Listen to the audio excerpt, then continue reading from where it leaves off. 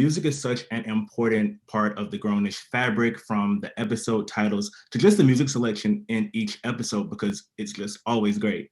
So if you all could pick one song that would overall best describe your characters, actions and journey through the second half of the season, what would that song be and why? Fight the Power.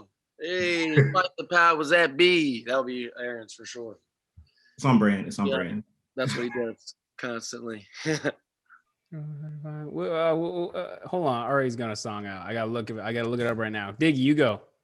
Oh man, I think anything R&B, to be honest, because my man Doug is going through a real rough time. Anything where dudes was on their knees and rain was coming down and their shirt was flying in the wind, anything like that is Doug's energy right now, trying to get his girl back.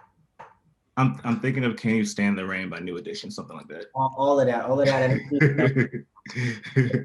I think Vivek is still feeling 34, 35 by Ari right now. He's really the second half of the season. He's really working, and he might find some success. Who knows how long it lasts? But he's really he finds a nice groove.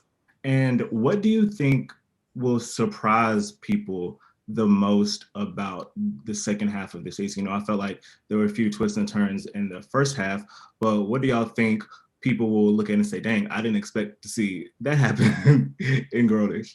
I definitely think Nomi's pregnancy was something that I was like, whoa, that was such a real concept that isn't talked about much, especially, in college. So to see that happen, even just as a viewer, I was just like, well, this is going to be an interesting story turn and how she's going to cope and all these things.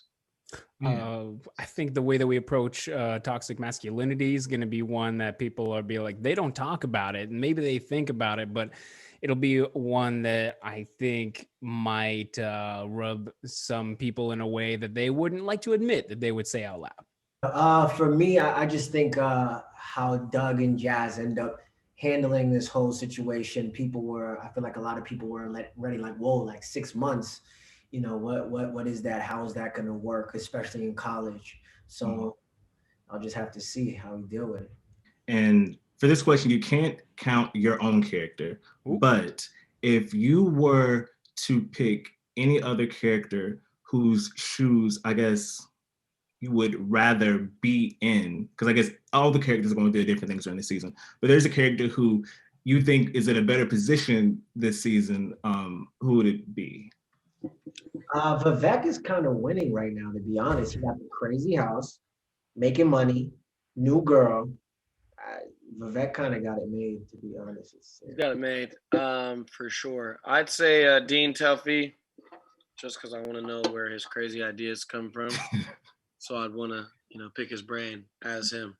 I'd like to be in Zoe's shoes. I think just being right in the middle of it, I actually think that's quite interesting, and finding ways that she, gets put in her place. I love that.